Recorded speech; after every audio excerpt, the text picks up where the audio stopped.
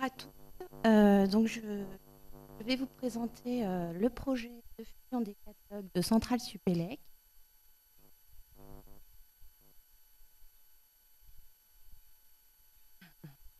Donc, euh, donc voilà. Je me présente, je suis Lucia Gouveia.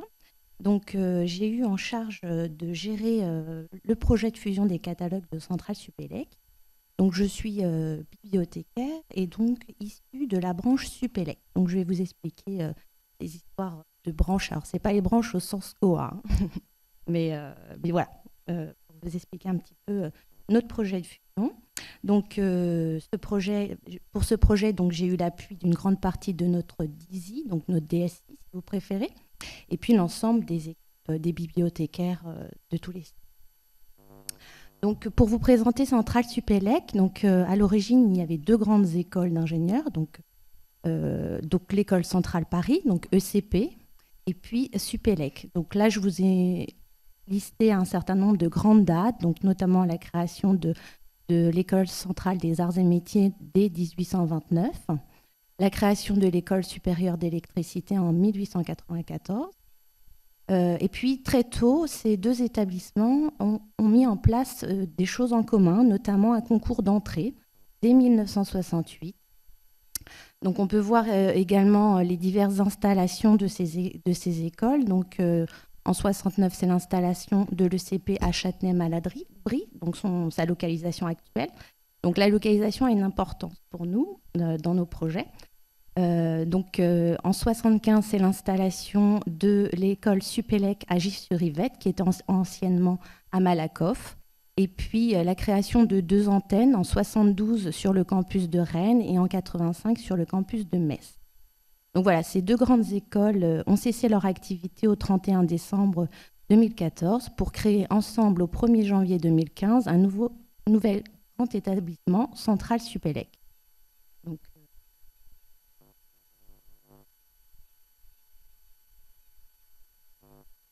Donc voilà, pour vous annoncer quelques chiffres pour Centrale Supélec. Comme je vous l'ai indiqué, c'est une école répartie actuellement sur 4 campus. Donc il y a un gros projet qui va nous occuper très prochainement, c'est le déménagement du site de Châtenay qui va venir rejoindre les locaux qui sont actuellement à Gif-sur-Yvette, sur le plateau de Saclay, comme on l'indique. Donc on est actuellement à plus de 3500 élèves ingénieurs, 4700 étudiants de niveau master, master spécialisé, doctorat. Donc 300 enseignants-chercheurs, 65 chercheurs, 70 enseignants. Donc des partenariats avec des universités étrangères, plus de 200 universités, des partenariats avec des entreprises, 140 entreprises, 18 laboratoires et 12 chaires. Au niveau des bibliothèques, on est à 15 personnes réparties donc, sur les 4 sites.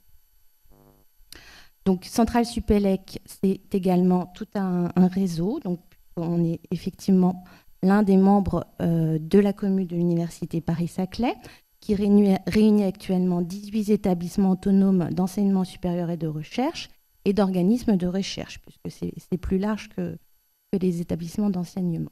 Donc, à l'horizon 2020, on a un autre projet très fédérateur qui est pour les bibliothèques, s'insérer dans le projet d'un Learning Center à Troyes, sur le plateau de Saclay, donc qu'on qualifie quartier du Moulon, avec nos partenaires privilégiés que sont l'ENS Cachan et Paris Sud. Voilà, donc pour vous décrire un petit peu la situation, le contexte. Donc je vais aussi revenir, avant de vous parler très concrètement du projet de fusion, de revenir un petit peu sur l'historique, parce qu'on se rend compte, quand on parle changement de version, fusion, etc., c'est qu'on est quand même un petit peu tributaire de l'antériorité. Il faut savoir que c'est un projet qui se prépare depuis un bon moment maintenant et qu'il y avait des prérequis qui étaient indispensables. Donc, ces projets, dès 2009, établissent des critères déterminants pour le choix de COA. Donc, effectivement, des SIGB vieillissants pour la branche Supélec, c'était BIPTEC. Et puis, pour la branche de l'ECP, c'était CADI, de la Société Cadette Intégrale.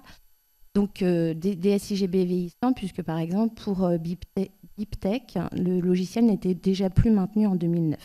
Donc, il y avait la nécessité aussi d'interopérabilité avec le SUDOC. Donc, sachant que la branche ECP était déployée depuis 2003, mais que Supélec devait s'équiper d'un SIGB qui lui permette de se déployer dans le SUDOC. Donc, c'était des projets à suivre.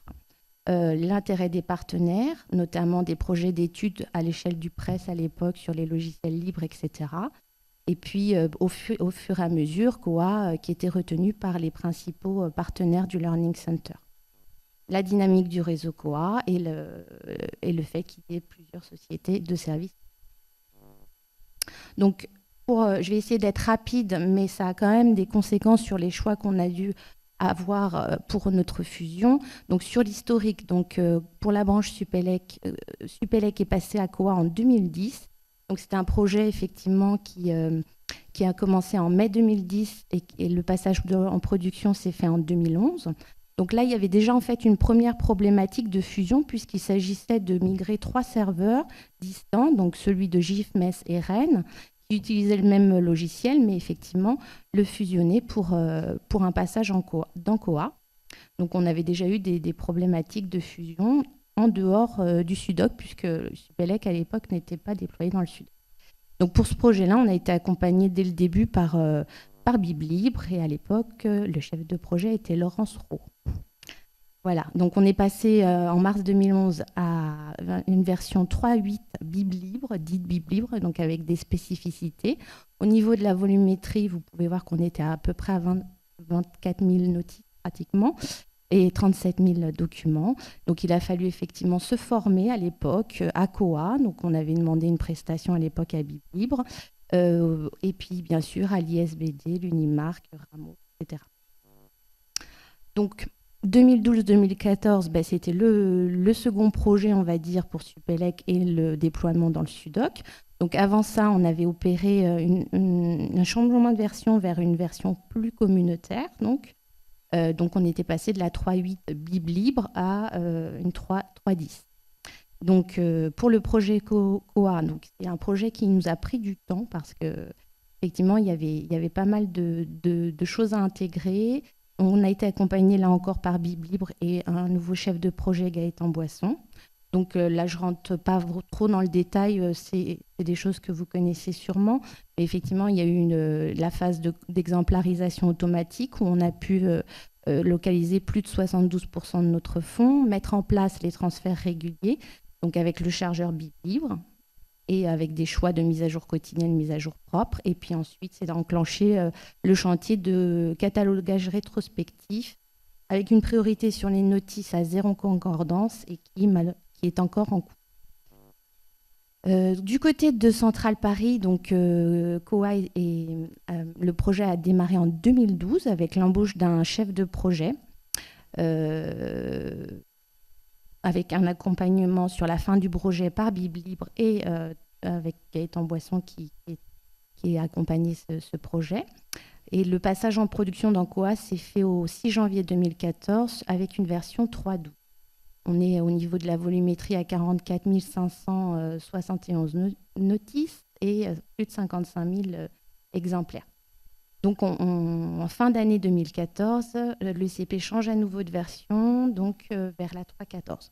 Donc Supélec rattrape le retard en mars 2015 pour s'aligner sur la version de l'ECP. Donc ça, on savait qu'on allait fusionner, qu'il y avait tous ces projets qui étaient en cours, donc on essayait vraiment de suivre nos progressions en parallèle. Voilà, donc 1er janvier 2015, c'est le décret qui annonce la fusion donc la création de Centrale Supélec. Donc le projet de fusion des catalogues des bibliothèques est l'un des premiers projets à se mettre en place très rapidement, donc, puisque le projet est officiellement lancé en septembre 2015. Donc c'est un projet qui est accompagné par Biblibre et Gaëtan Boisson qui finalement connaît bien les deux environnements désormais. Donc c'est un projet qui est assez concentré. Pour revenir sur l'historique, on a la problématique aussi du déménagement en 2017. Donc cette fusion, c'est aussi pour nous permettre de préparer au mieux le déménagement qui va arriver maintenant rapidement. Voilà, les différentes grandes phases avec les grandes dates. Donc un lancement de projet dès le mois de septembre. Ensuite, la phase de réalisation contrôle qui s'étale du mois de novembre au mois de février 2016. La migration effective qui se fait donc la semaine du 22 février au 26 février, avec en parallèle la fusion des ILN du côté de la baisse et une migration définitive avec l'aide de BibLibre, la recette, et le passage en production, donc, qui est assez récent puisque nous sommes passés en production le 4 mars 2016. Voilà, alors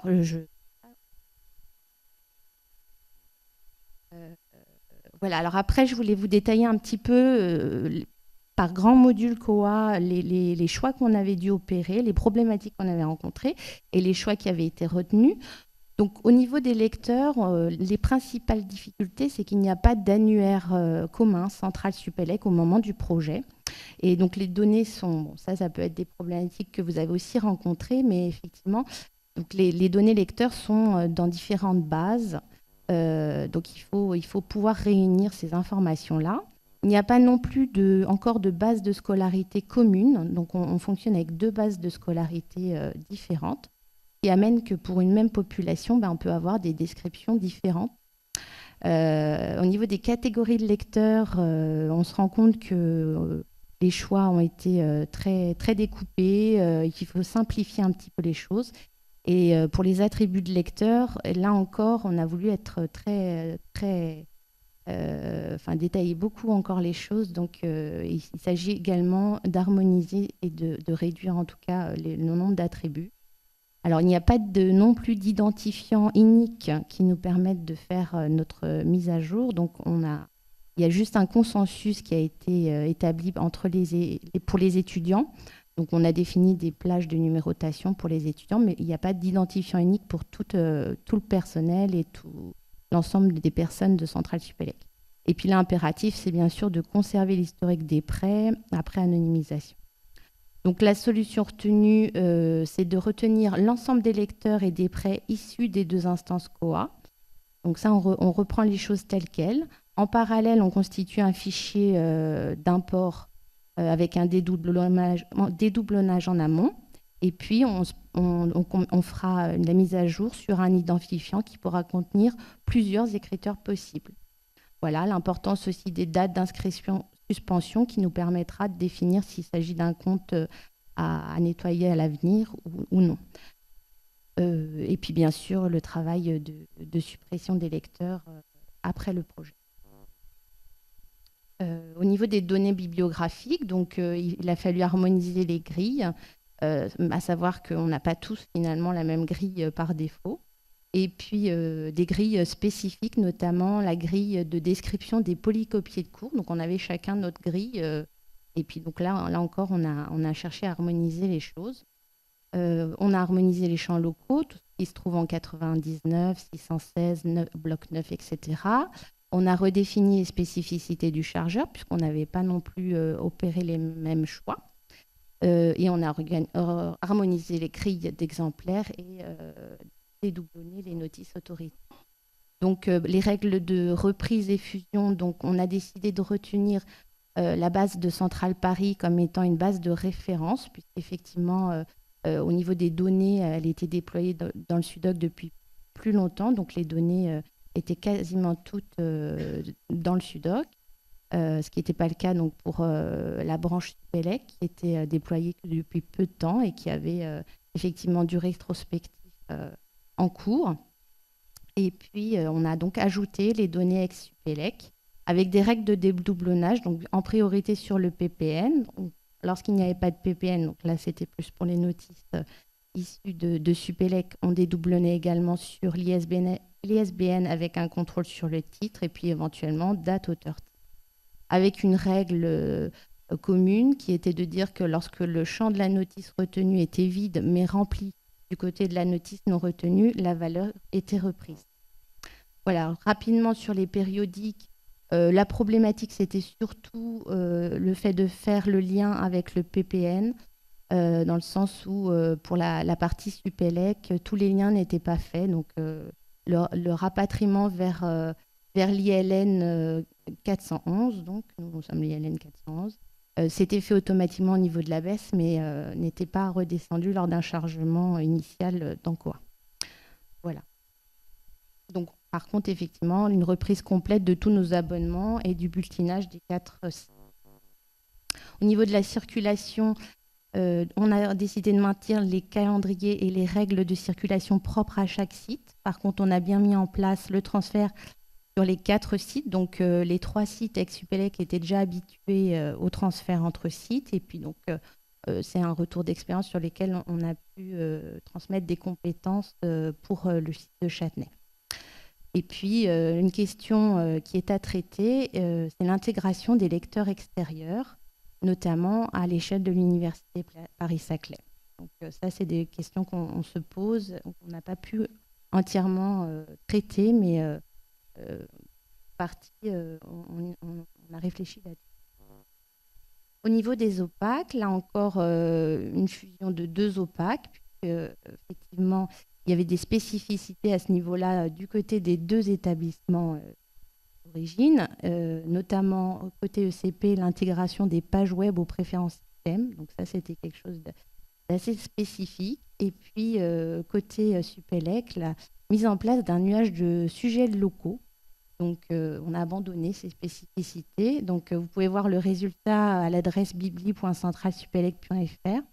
Alors, une autre particularité, c'est qu'il existe un site internet Centrale Supélec, mais qui ne contient pas encore les pages de la bibliothèque. Donc, il a fallu créer aussi des pages pour pouvoir se communiquer rapidement. Voilà, on est aussi également passé au thème Bootstrap, comme c'est préconisé dans le changement de version. Et puis, on a mis en place un compte Twitter. Vous pouvez nous suivre sur Bibliothèque CS. Et puis, on a appliqué les règles de la nouvelle charte graphique sur cette OPAC. Donc, côté administration, très rapidement, donc, juste pour vous signaler que bilan, on avait quand même 166 préférences système différentes entre les 2 instances. Donc, il a fallu revenir sur toutes ces préférences système et puis s'entendre sur les choix à effectuer. Également l'intégration des fonctionnalités, puisqu'en plus d'une problématique de fusion, on opérait un changement de version, puisqu'on passait de la 3.14 à la 3.18, donc c'est pas un grand saut, mais il fallait quand même aussi intégrer les nouvelles fonctionnalités. On a harmonisé la plupart des valeurs autorisées, et puis on a refondu la notion de type de document, avec une construction qui se fait à 2 niveaux. Au niveau de la notice bibliographique, on a un code de collection en 0,99. Donc ça, c'était les choix qui avaient été pris par le CP. Et puis, on reprécise ce type de document en notice d'exemplaire. Donc là, c'était plus les choix qui avaient été opérés côté Supélec. Voilà. Donc, un bilan depuis le mois de mars. Donc, voilà, ça fait quand même peu de temps, mais effectivement, on a eu besoin d'informer, de former sur les nouvelles fonctionnalités de la 3.18. Donc, ça a eu aussi des conséquences au niveau de nos méthodes de travail. Alors, par exemple, nous, on a décidé d'abandonner le module acquisition, qui n'était utilisé que par un site sur les 4. Donc, au niveau de la circulation, on a intégré la carte unique de l'Université Paris-Saclay pour tous les sites. Donc voilà, on a quand même une base unique pour identifier nos étudiants. La gestion de la circulation à 4 sites, notamment les informations de réservation, de relance, de transfert, etc. Des règles de catalogage qui ont été revues aussi à 4 sites, parce qu'il y avait quand même des spécificités, notamment au niveau des exemplaires, mais pas que. Intégrer en avril 2016 les évolutions avec le SUDOC, de l'Unimark avec le SUDOC, et puis toujours le suivi des lecteurs. Au niveau des évolutions contractuelles organisationnelles, bien évidemment, on est passé à 2 contrats de maintenance vers un seul, et puis 2 administrateurs côté bibliothèque à un seul. Au niveau de la nouvelle volumétrie, donc on est à 72 000 notices, dont 60 000 déployées dans le SUDOC, avec près de 97 000 exemplaires. Le dédoublonnage, en fait, ça peut paraître surprenant, mais on se rend compte qu'on avait des fonds qui se complétaient en fait beaucoup. On a dédoublonné que 4,5% de notre fonds. Donc là, vous avez quelques chiffres, 3207 sur le PPN et un peu plus de 700 sur l'ISBN. Alors, pour les problèmes rencontrés depuis le mois de mars, on a eu une mauvaise expérience sur une soixantaine de cas qui contenaient une L035 en sudoc. Donc ça, c'était des campagnes de rétroconversion qui dataient un peu du côté de l'ECP. Et donc, dans cette L035, il y avait un numéro de notice qui était indiqué. Et évidemment, après fusion, tout ça avait changé. Voilà. Et effectivement, il y a eu une nécessité de reprendre les ISBN, les fusions sur les ISBN, puisque même si on avait opéré un contrôle sur le titre, il y avait le cas des monographies en plusieurs volumes. Et là, on aurait dû aussi recontrôler sur le numéro de volume. Voilà. Les projections. En interne, évidemment, suivre les évolutions internes à Centrale Supélec, un annuaire commun qui est en train de se mettre en place, une nouvelle base de la scolarité, un site internet, etc. Donc, très concrètement, aujourd'hui, on est dans les problématiques du déménagement prévu en 2017. Donc là, pour le coup, à post-fusion, on utilise quotidiennement les outils de COA pour les récollements, les rapports SQL, etc. Et puis poursuivre aussi l'intégration de notre catalogue mutualisé au niveau de notre outil de découverte. Donc nous, on utilise Summon. Et puis donc toujours suivre les groupes de travail à l'échelle du Learning Center et au niveau de l'université Paris-Saclay. Voilà, si vous avez des questions. Merci.